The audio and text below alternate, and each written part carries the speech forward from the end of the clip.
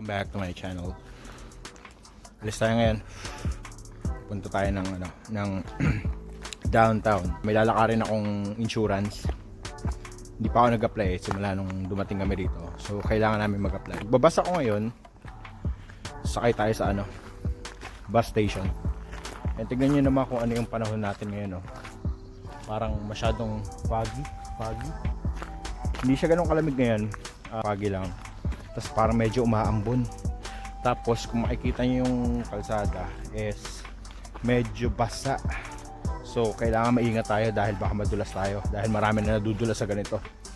Nakaraang araw kasi parang nag-iba yung weather. Ewan ko kung ano nangyari. Tapos na sa winter. Papunta na tayo kay spring.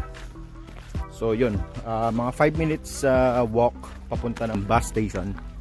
Tapos sayang kasi mahal 2 euro one way. Pwede magbayad ng cash, pwede magbayad ng card. So may mga coins naman ako, i-spend ko lang yung coins ko para goods tayo.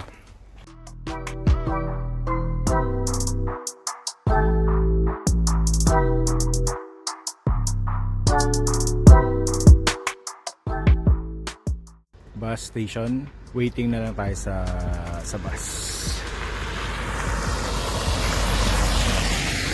Tignan niyo yung paligid ko, medyo foggy. Hindi ganun kalamig, pero malamig pa rin. Pero medyo okay siya ngayon.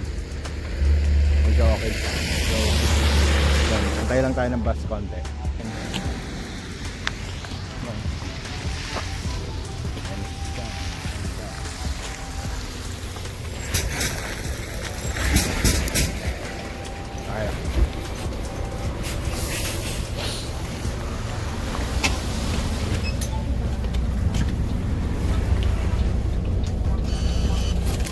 Yes.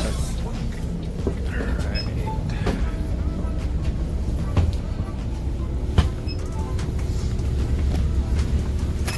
Dito na. Okay, medyo maraming pasahero. Medyo tahimik lang tayo dito. Privacy nila. Masyado silang sa privacy nila. So balikan ko lang kayo.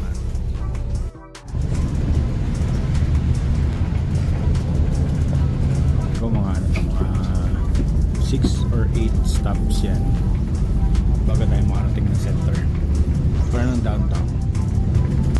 Dito sa may kabilang side dyan yung train station, dyan ang train station sa kabila.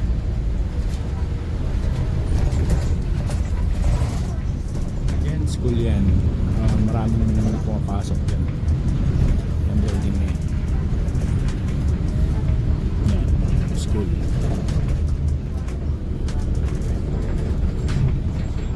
Tambay smoking, biking. Iba yung fog na yun. Halos parang ang labo ng daanan. Kitos. Alright. So dito yung train station tsaka bus station nila. So later pag pauwi yan din tayo sasakay. Tapos yan, maambon dito ngayon. Tignan mo yung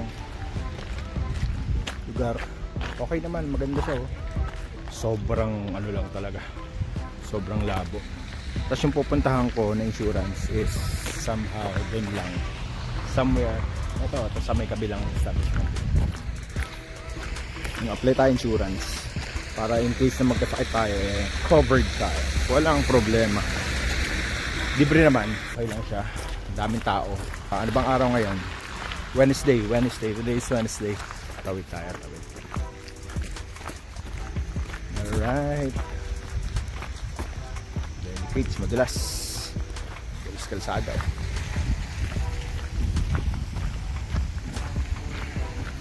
Tawid tayo sa tamang tawiran para hindi tayo magmukhang mukhang oops. Delicates, madulas. So ito yung pupuntahan ko, Kela, para sa insurance, parang PhilHealth. Tawid lang tayo. And ito siya. Ikakat ko muna sandali yung video kasi nakakahiya naman mag-video sa loob. Tsaka for privacy purposes na rin, ha? Babalikan ko kaya pagkatapos. Natapos na rin siya. Nag-fill out lang ako ng form. Tapos sinulog ko lang sa Dropbox. Good thing is nag-a-assist sila doon kahit nag-i-English ka. Pero syempre ginamit pa rin natin yung language skills natin, no? Konti. Pero pag di na natin maintindihan, nga English tayo. Maglalakad tayo, no? Tignan natin yung mga store dito sa center. Kung lalakarin to, mga 45 minutes. Plus the cold weather. Plus yung labig sa kamay, sa paa, tsaka yung up and down na hill ng mga kalsada nila rito. Ito pa, yung madulas na kalsada dahil nag-uulan nga ngayon. Maambon ngayon. Sabi ko na kanina, diba? So, ito. Parang okay yung lugar dito, diba? Parang nice.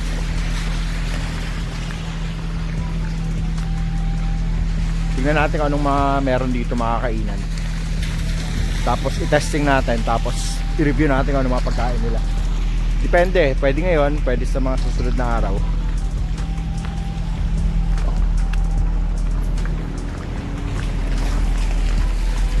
Para dagdag vlog na rin. Yung mga sasakyan pala, automatic yung tumitigil sila kapag nasa pedestrian lane ka. So hindi ka mag-aalangan na sasagasaan ka nila. Parang masarap ang rito Tanduay pag mga gantong mga hard drinks pag mga gantong panahon. Nag-uulan, malamig, tas tulog. So dito tayo ngayon. Yan siya. Pwede tayo tumambay-tambay dito sa mga upuan dito Pag di na umuulan, tambay tayo dito. Pwede. Nepalese cuisine. Dun. May Nepalese cuisine. Mga mekos siguro dyan mga baby girls Dahil baby girls dito. Dito. Mga masarap tumambay dyan.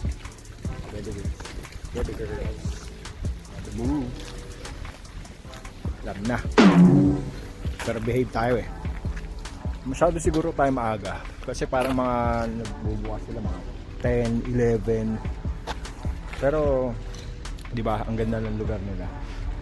Para lang ako nasa BGC.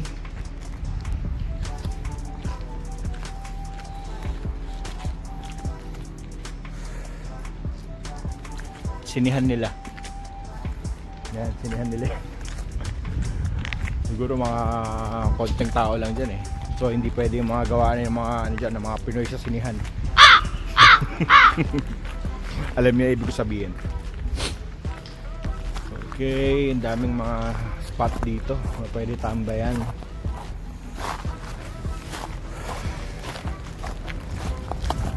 Nice. Ito lang, ingat lang tayo sa paglalakad dahil baka mapilay tayo.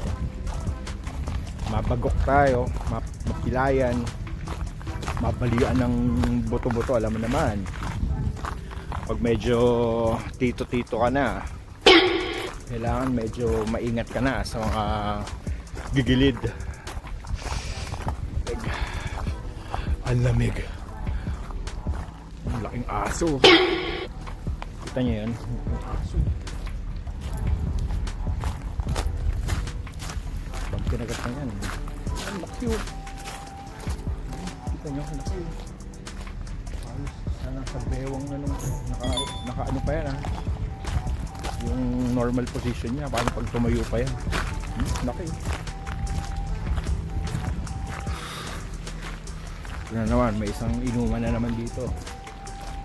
Inuman station. Ang kapupulutan dyan. May sisig kaya dyan. Tokwat baboy.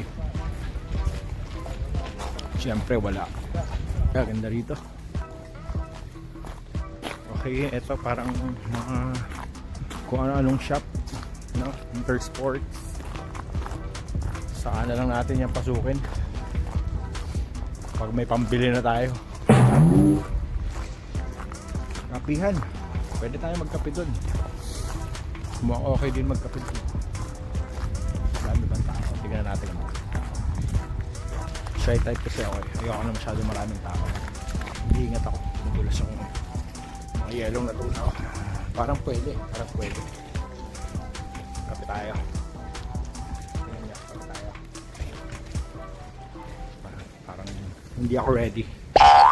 Kasi sa Pinas nga, hindi ako masyado nag-Starbucks. Kung ano mong coffee yan dun eh. Pero ano mo, testingin natin to some other time. Pero hindi siya ngayon. Okay naman siya. Some other time. Tapos alam ko, banda dun, may lake dun. Ito nga pala yung ano, Prisma. Prisma is like grocery na may mall. So sa grocery nila, marami tayong mabibili. Tapos parang department store na rin siya kasi may mga area kung saan makakabili ka ng mga damit, mga bag, lahat ng kahit anong kailangan mo. So hindi dyan, may mga furnitures din para sa may mga appliance. So yeah, kompleto sila dyan. Yan na siguro yung pinaka ano nila dito, pinaka magandang lugar nila dito sa center kasi yan siya. Yan, doon tayo galing. So nandito na lahat no, lahat ng kailangan natin nandito na. Kailangan na lang natin isa-isahin talaga, i-explore talaga natin para malaman natin kung ano yung mga kailangan nating puntahan pag may kailangan tayo. So yeah, paano hanggang dito na lang muna yung video natin. Susunod, pakitaan ko kayo ng mga pupunta sa mga kapihan, magkakape tayo, tapos tignan natin kung ano, i-review natin kung okay ba yung mga pagkain nila, yung mga desserts nila, mga cakes, o kung ano mga pastries nila. So if you like the video, just follow nyo ako ha, follow nyo, tapos i-like nyo yung yung channel ko, Primo TV. Signing off for the day. Thank you.